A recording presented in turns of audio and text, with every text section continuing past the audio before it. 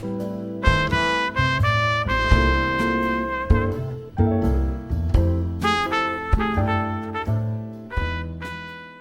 my name is Joe Jackson. I'm an interviewer, journalist and broadcaster.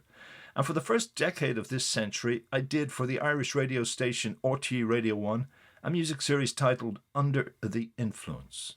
Sadly, that title was subsequently used, be it stolen consciously or otherwise, for a similar MTV show. So now, after revisiting the master tapes of those old interviews, I've decided to turn the best into a podcast series called The Music That Made Me. I may even add the subtitle, Made Me Want to Make Music. Either way, what follows is one of those shows, minus music, which for copyright reasons I can't include. Some of the full shows and many of my other radio programs are available on mixcloud.com. And if you want to read any articles that arose out of these interviews, you can check out joejacksoninterviewer.com. Enjoy the show. I'm going to have to say we're at a concert. Because it's there in the background, right? Isn't it? Yeah. Okay, I have two of the original Sawdoctors here. We're down, and if there's any kind of music in the background, we're at the Dancing with Lunasa festival, which you guys are playing later tonight. So I have two of the core members, and we're going to start off. We'll try and do this chronologically about influences. We're going to start off with, and your choice. My name is Davey, and I would think that my biggest influences would have been bands like Creedence, Clearwater, and T-Rex, and that would have been around the start of my a period of listening to music. So, well, were you buying? Did you go out and rush out and buy these singles? Did you hear them on the radio? Take them off the radio? What was it about? What was it about well, these? I actually used to listen to Radio Luxembourg, and that was a great influence. So I think the first single I bought was "Get It On" T-Rex. So that would have been the first pocket money I would have properly got. So can you remember how much it was? I think it was 27 pence for the single. But wasn't it worth it? Oh yeah, oh definitely. So would you like to hear "Get It On" again? I certainly would. Yeah. Okay, T-Rex's Get It On. It's great kind of, that's another one of those like rockabilly, rock and roll tracks, isn't it? Yeah. Yes, and now we have your choice. Leo here from this, Leo Moran is my name, of course. That's terrible. How would it be, of course? I'll let you say it again. Okay. Why would it be, of course? Okay. Of course, this pen is putting you off. It is, isn't it? Yeah. Of course to me, but not to the listeners. I'll say it then. Okay, I'll say, and the other members, Leo. Yeah? Okay, and that was T-Rex. We have another choice. We have Leo, of course, from Sawdoctors. And you kind of tuned in a wee bit. You would like that kind of stuff, but you tuned in a wee bit later. The music that really excited you first time around was a wee bit later. Yeah, I went into secondary school in 1978, so the punk thing was just after happening, and it was fantastic at the time. And I loved the Stranglers and the Sex Pistols at the time. And then I bought a Ramones single, Swallow My Pride, at a junior youth club jumble sale, and that turned me on to the Ramones, and I've loved them ever since. And were you going around like a punk? Did you all the stuff like the razor blades and all the torn clothes and spitting at people? Was this part of the gig? We had a lot of the silly clothes, all right. Yeah, we had great fun. It is. When you look back on it now, I mean, it seemed really sociologically and politically important then, but you look at some of it now and you go, did we really? Were we really? Yeah, but I still have a green suit with all the names of the bands printed on the back of it and stuff, with Tipex. All right, and what about this particular song, the one we're going to play? Why was it so galvanising or exciting? Well, I think I'd pick Rockaway Beach because it's just kind of it's a perfectly formed song. The Ramones sound deceptively simple and easy, but it's a minimalist art that they perfected, and it's when we played it, we've played some of the songs, and you have to play them exactly right. It's not as thrown together as people thought it. I have a funny feeling now you're talking about the Sawdoctors, not the Ramones. But anyway, let's hear that song. They'll never believe that about us. They would. Oh, yeah. No, they would. You know, guys. When I've reviewed your records, I've said how important I feel they are. So I'm not being a smartass. No, but it's true. You know, I remember actually saying that about if you want to look back on the cultural resonances of what was really going on. Check these songs. Yeah. This is where people were at, and I'll get to that later. Yeah. Okay, so where are we going to lead into now? What was the third? Oh yeah, no, I'll come back in. Yeah. You're listening to Under the Influence of Joe Jackson and two members of the Sawdoctors. So when you guys is there any kind of music when you guys started out that you both would agree on, that you both thought, that we each absolutely have a taste and fondness for that? And when you first got together, how was it in terms of making music, or why? Well, the funny thing about it was I was influenced by a band Davey was in called Blaze X, who were the Irish version of the Ramones. Oh, okay. And I couldn't believe that this band was happening in my hometown, and that's how I got to know Davy better, other than just playing soccer in the schoolyard. And where were they playing locally? Was playing local? What, David? Where were you? Yeah, I was very local. Like, it was just like the furthest place we would have gone would have been, I'd say, Sligo. You know what I mean? So it would have been very local, but it was all home written like stuff. So, and we were awfully excited.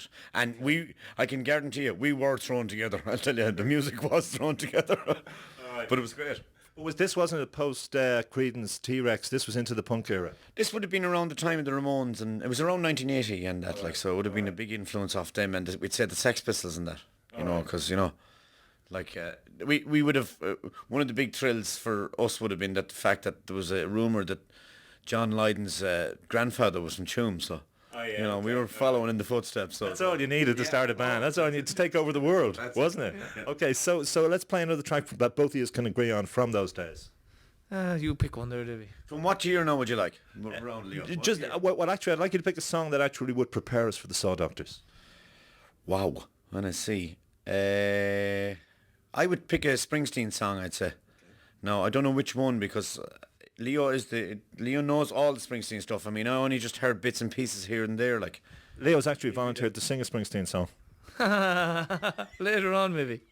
but he would have been a huge influence because he's a songwriter and that would have been a big thing. Like, so I reckon that would have been that's a kind of a gel between the two. Like, And Springsteen was really hot at that point. I mean, he was the hottest thing of the planet. So can you think immediately of a Springsteen song? Say Thunder Road. It's a fantastically written song.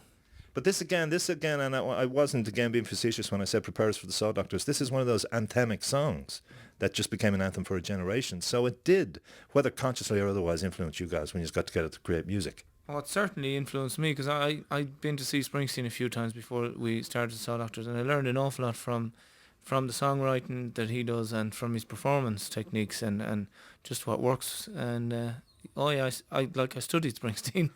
Excellent. So let's hear the boss himself. there you go. Okay, so Leo, who was your Clarence? Anthony Thistlethwaite, of course. Absolutely. Okay, so when you said he was already a kind of hero of you because he was playing music similar to the stuff you loved. Yeah. So when you first decided to get together, how did that happen and who suggested it? It was actually, I was unemployed at the time, and it was Leo that came. Weren't we all? Yeah, well, there you go now. And like, I mean, I'd really given up on, it wasn't a music career for me, like, because I had done that little stint and that was it, like. Okay. But it was Leo that came to me, while I was doing nothing, and he said, like, there's songs there and we should, they should be heard by people and whatever. And then what songs was he referring to, though? The stuff you'd done in the other band? Yeah, it would have been stuff like that. And it would have been other songs that would have been hanging around on the peripheral of that band, which wouldn't have suited that band, we'd say, because they were a bit sort of hard and whatever. But there would have been a lot of songs around. There was actually a particular song around called Midnight and that I would have had, you know what I mean? So that was his idea, just to start doing, playing those songs. And why had you given up on the rock and roll dream? Or were you in despair? Were you depressed about what situation you were in? Or was this a great thing that happened? Or it's just the best thing that ever happened to me. But I mean, I wasn't in despair or anything. I had done the little Blaze X thing and I really enjoyed it, like, and that, you know what I mean? And I just thought, well, that's it, like, so, Right. But he came to me then and said, like, yeah, sure, And I was doing nothing else at the time, so it was perfect. And did you guys start writing together? We did, yeah. We started playing the songs that were left over from Blaze X, and they were brilliant songs. And one of the songs then that Davy and the late great Paul Caniff had written was a song called I Used to Love Her. Yeah, and we wrote verses with Porrick Stevens, who was the drummer in the band at the time. And we wrote verses for a song that we didn't have a chorus for. So we merged the verses that we had just written with the chorus of the Blaze X song, and we got a song called I Used to Love Her. That's fantastic. So who wrote that filthy line I've gone on to print and saying that if people want to understand the culture of the 80s or whatever, they should listen to a lot of your lyrics. And I'll stand by that. But I mean, the idea that anyone would go to Mass to look at a girl's ass is just disgraceful. And I'm going to stop the interview now and kick you out of the room. Did you write that? I won't say I did, but I'll tell you one thing. It might be disgraceful, but it's true. So, so I used to love her. Lovely. That's a great wind-up. We're out of that. Okay. All right. Okay. I used to love her. Davey, I'll ask you one more time. Did you write that line? I pleaded the whatever amendment. Go on, watch. It was actually an adjustment by Porrick Stevens. The line was, I'd watch her ass when she'd walk past. Okay. But Porrick said no. He said leave the last line to be the glory of her ass. That's what the religious connotations in glory. I love it. Anyway, sorry to anybody who's offended by that, but I think it was a masterstroke. Oh, yeah. Great change too. Okay, so I mean, things took off relatively fast for you, didn't they? I mean, or did they not? No. They actually did. It was a roller coaster ride for us. Like, it was really fast. Because This was what year? What year? When did that hit? that would have been 1990. But like all that year before that, we would have got the Waterboys tour and that, and we were out playing to like big crowds all of a sudden, and so this came along at the end of the year then, and it was just a single that was released just on the off. We were playing in Fela in the summer of '90, and it was just put out. And we didn't even think any more about it, and the next thing it was in at number 19. So it started, because we had done so much groundwork with the Waterboys and that people just went out and bought the single when they heard it. So it was So was this for you? Like, I mean, this was the kid who had loved punk and idolised Springsteen and all, and suddenly you're in the charts, you're having huge audiences, and the audience is obviously connecting with you. It must have been a great kick. It was, and it was like we didn't really mean it or something. We didn't understand what happened, and things started happening very fast for us. Obviously, when you're up and if you have a number one single, everybody wants you to play for them and whatever. We were on the Den with Zig and Zag 13 times. I know. Okay. Can't get cooler than that, can No. It was a hectic time and it was great fun, but it wasn't the most enjoyable time it's more enjoyable now, really. It's more realistic. Why then? Because it was new, all the pressure and the performing, or just the pace of it all? Just the pace of it. You didn't get time to savour it. It was like, it's like eating a meal really fast. Right, Whereas you can savour stuff now. But you guys also were getting married. I mean, you got settled quite early, didn't you? Couple did, if I'm remembering right. I got married in 1981, which is about a year after Blaze X broke up. So and I had grown kids when all this started, when I Still Love Her started and that. So it was a kind of a shock to me, and I was kind of settled into, like, not settled, but I had a job and I making money and all that, mortgage and all that. Yeah. And then suddenly this happens. So it was like, it was suddenly my hobby became my job. Right. That kind of. You married much later, didn't you? Yeah, I didn't get married yet. Oh, did you not get married yet? Oh, okay. Huh? At the same time, I was expecting my at that point. Yeah. Let go. Maybe you're right about the time. Excellento. For fuck's sake. It is the ghost. I'll stitch in the edit. Yeah. Continue what you're saying. It was just really, as I said, it was like I was 31 when it started, like, for me, so again, I mean, as I said, I enjoyed the Blaze X thing, but then this happened again, and I was thinking, here it comes now again, So you don't often get nobody, in music, don't get a second chance, like, do you know what I mean? So it was great to get it. It was a great buzz. Right. And Leo, you were having a baby around that time, weren't you? You had the responsibilities of parenthood, which is a life-changing experience for most men and women. Absolutely. I mean, whatever about having the hit single, my world was changing in a lot more deep ways than that. So it was a chaotic time for me, and my mother was very unwell, and she died the following year. Oh, did she? Yeah. All right. And it was just a time where I can't really recall exactly what happened. Just that sweep of events, the way they all happened around the same time. Yeah, all of a sudden we were number one for 9 weeks, and everything else was happening as well. So it's kind of there's kind of some consolation in the fact that there's a number one, there's a baby born, even though the mammy's dying. Oh yeah, I mean it was great. There was great times in it. Don't get me wrong, but as I said, don't ask me to remember it because the tape was on fast all the time. All right, okay. Listen, what are the bigger hits? Will we play N17? Will we play something, or is there something else from that era that you think would better represent the time? N17 would be a classic. Because this is where exactly I'm talking about capturing what a lot of people were feeling and thinking, capturing a moment in Irish history. Yeah, that's what somebody said to me, like that was a piece of history, like, and still is, like, N17. So that's actually a nice thing that people would say that. And who again, are you going to renege on responsibility for this one too? No, I won't, because I think it was. I think what happened was we were just talking about. It was you that you had all the lyrics done. Leo had all the lyrics done about about leaving home and that trip, like, and it just seemed appropriate that you head down the N17 to Shannon, and it was musical, like, and it just came about, like, And you had written this lyric how? Was it in a one-shot thing, or was it something you contemplated for a long time? Were you watching mates go, people go? Yeah, most of our friends were leaving at that stage. You'd leave school and you'd go away.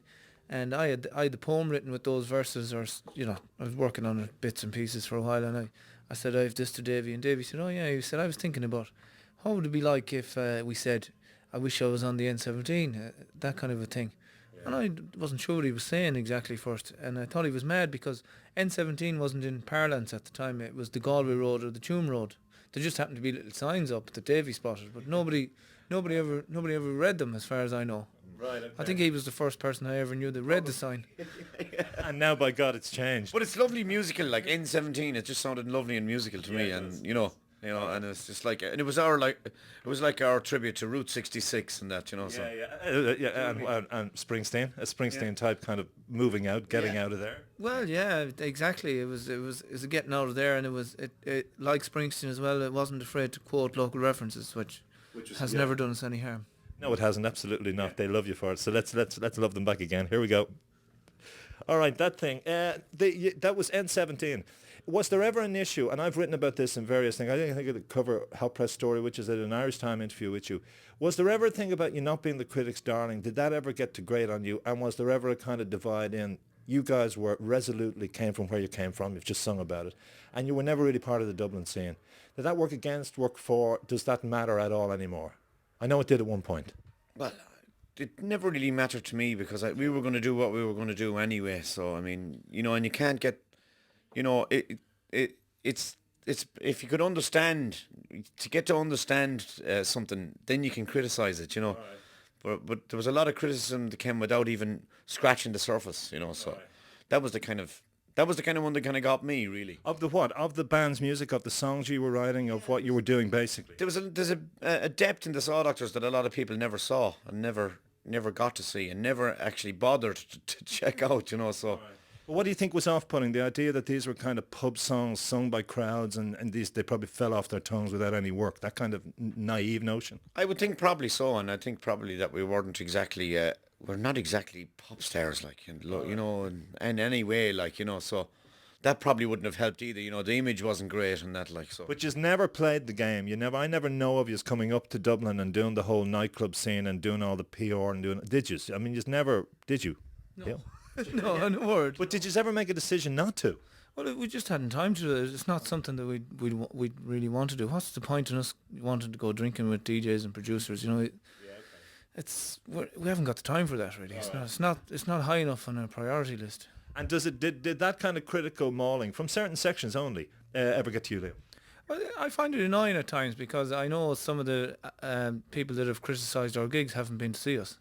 Our first review by a prominent Dublin songwriter came to see us he was given the job of reviewing the bands at Fela in 1990. And his review in Hot Press said, and he's a very well respected songwriter in Dublin, his review in Hot Press said, the Sawdoctors were on first. I didn't see them, but I was reliably informed that they were crap. It's brilliant. Who is this famous songwriter? Paul Cleary. Oh, was that the review? Yeah. That's kind of nonsense anyway, isn't it? But it didn't turn you.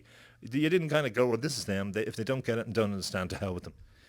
Or did you? Yeah, well, we do. That's it. I mean, we played to a huge crowd in Oxygen now last month, and the band that played before us was reviewed, and the band that played after us was reviewed on all the radio stations, in all the papers, and we are totally ignored. And I know we played to a bigger crowd than either of those two bands. But see, I would find that annoying, and I'm not even in the band. But I just find that, and I remember hearing a story once. I don't know how true it is, that another paper, and I won't give the name here, but that they didn't want to advertise you guys or put your picture in a particular block ad because someone was told you didn't tie in with the image this newspaper wants to be selling. Isn't that a true story? Yeah, which is kind of when you think about it, it's a bit strange, really, because there's a lot of people like that they'd be the first people out to be, if there was racism or, bigotry or whatever, they'd be the first people in the queue saying this is bad, their own minds are narrower than, so I kind of it's more pity I'd have than be annoyed or anything like that. And you're not going to let it make you bitter.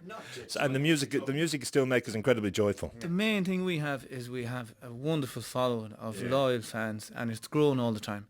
And the amount of young people that are coming to see us in Ireland at the moment and really enjoying themselves.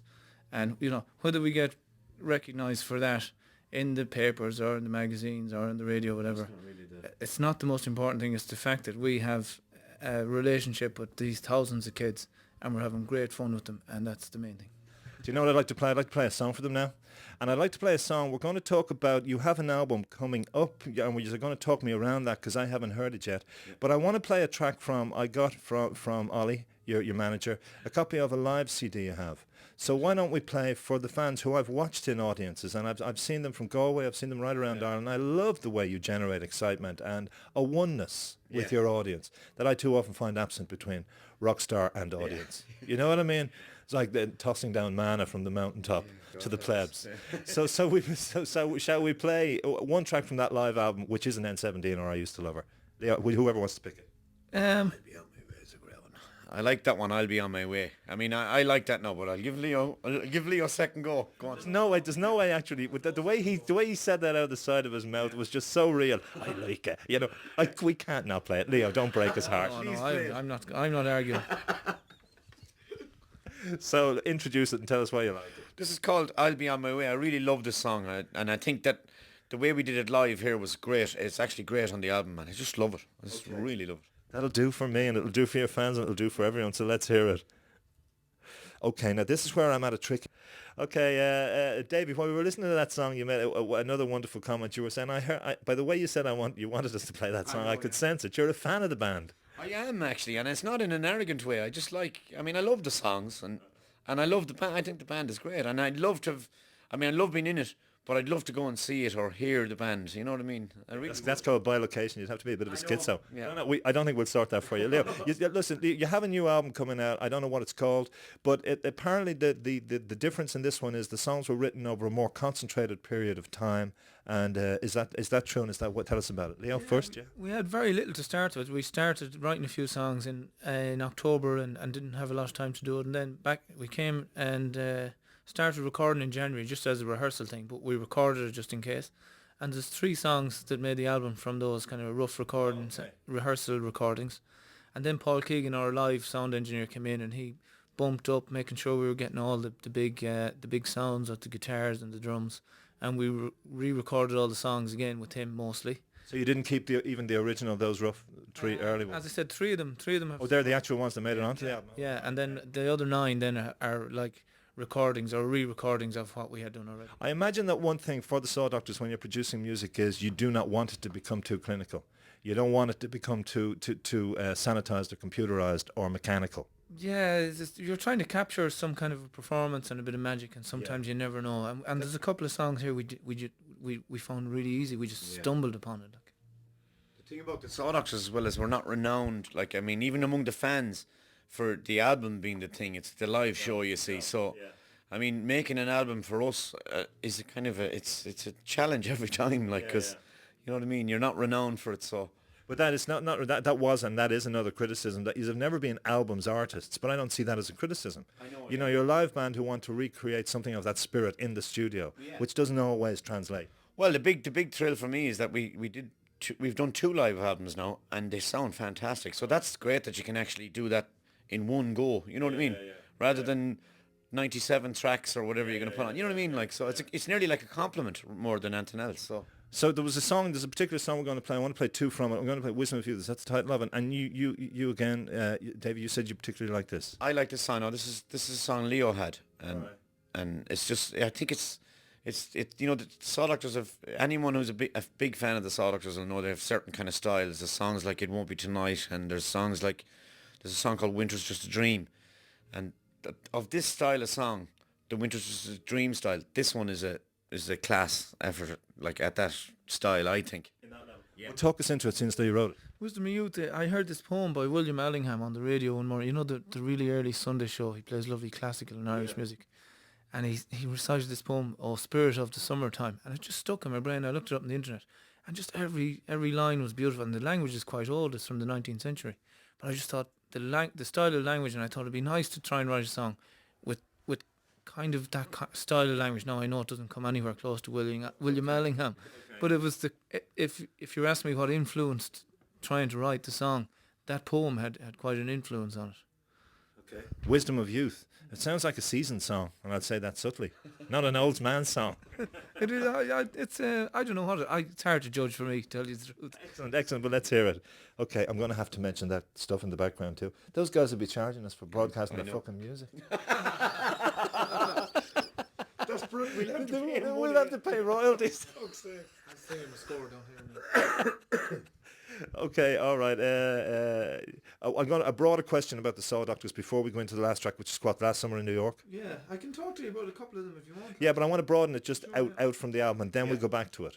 Yeah. Or, is there another two particular songs you want to talk about? True, like Me Without You. Now I remember we were writing it, and we had the lyrics, and we were trying to put music to it.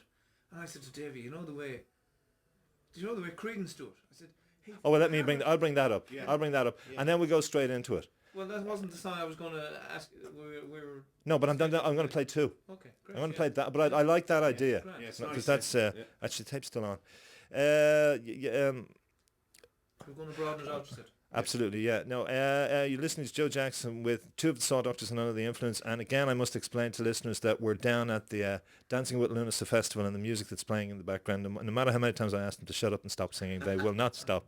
So we were chatting there during that recording, and you back referred, Leo, to the influence of one of the, I don't know if we mentioned earlier, Creedence, you might have, Davey, but the kind of, that feel, that some of that came through in one of the compositions on the new album. I mean, people, we never get caught for plagiarism because we don't get the mimicking very good. Like, but we had this. I had this set of lyrics. I had this idea of this fellow who loses his partner, and it's Me Without You, and we were trying to put a tune to it one day, myself and Davey, and I said I'd been listening to one of the Creedence songs. I think it was Lodi or something, and I said, Davey, you know the way Fogerty just hammers on one chord and he sings over it and nothing much moves for a while and it's solid, like, so I said, why don't we try that? And Davey just started singing Me Without You in that type of a fashion.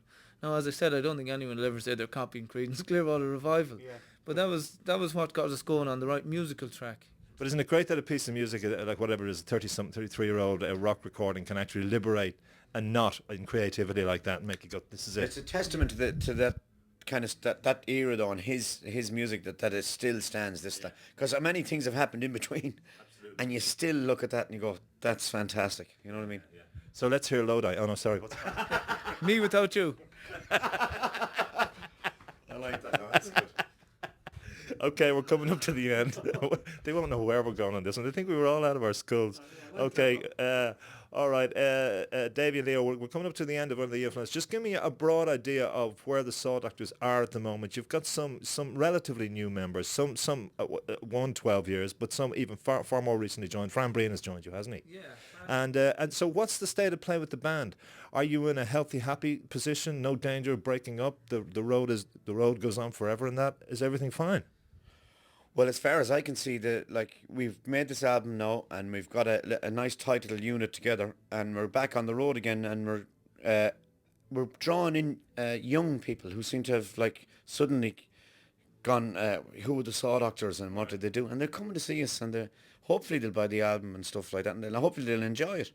You're also in the DVD generation. You've released a DVD. There you have gone high tech, yeah. Yeah. Okay, so, him saying, I love the collision of kind of cultural things where a 19th century poem, I checked out on the internet. Yeah. I mean, you can't get more mixture than that. In fairness, Joe, some of our worst critics are going to hate this, but the Sawdoctors might keep going for another 10 years. My brother has heard the rough mixes of the album and he loves it. And he's my greatest critic. Okay. And a friend of mine rang me yesterday to say that he'd come to see us Saturday night, and they'd seen us 9 times, and it was definitely the best time they'd seen the band. So that's looking good. Okay, and even here tonight, I mean, I have to let you go out there. I thought I heard them cheer there when you celebrated your own album. But even going on tonight, you're fired up by this. This is an exciting gig. You're playing in Offaly. It's a great setting, Kennedy Castle. It's a rainy day, and I imagine you're going to work to lift people's spirits because the rain had gotten probably a lot of people down. Absolutely, that's our job. We're here to cure the people of the rain. Okay. And whatever else. Oh yeah, just go out and hopefully they'll sing along and we'll sing along, and you have to go out and have a good time. You can't go out and have a bad time, for God's sake. The best thing about your songs, guys, is when you're out of voice and hungover or any of that, you can just shut up and they'll take it. Exactly, and the amount of nights I've done that. Okay, so it's Last Summer in New York. This is the title of the track that I want to play with a rocky ending to from the new album to the end of our show. Why this one? It's our attempt at being the Sex Pistols. Again, probably people won't realise that, but this is where we think we're trying to be the Sex Pistols anyway. It's a friend of ours in New York. He said he was going to leave it and things weren't going well for him. He told us the story about 3 years ago, but he's still there. So I wouldn't blame him. All right, okay. But you aren't going to relocate. I don't think so. As long as we get the few little holidays, we're happy enough. And you play, and you've released the greatest hits CD and all that in the States. So things are happening at whatever level in the United States for you. Oh yeah, we're doing grand over there. We're building an audience over there as well, and it's getting better all the time. Except all the fans who left then on the N17 have come back. That's what I mean. Yeah, you're playing the N17 over there now, and they're going, "What is he talking about?" Listen, guys, it was absolutely fantastic. I've wanted you on the show for a long time, and despite what your critics may say, I wish you another at least 50 years together creating music. It was a pleasure, as I said. Thank you very much, Joe. I'm enjoying it so far anyway, I have to say. Good luck, lads. Hi, Joe Jackson here again. Thank you for listening to this edition of the Joe Jackson Interviews podcast. More can be heard, as I said, at joejacksoninterviewer.com.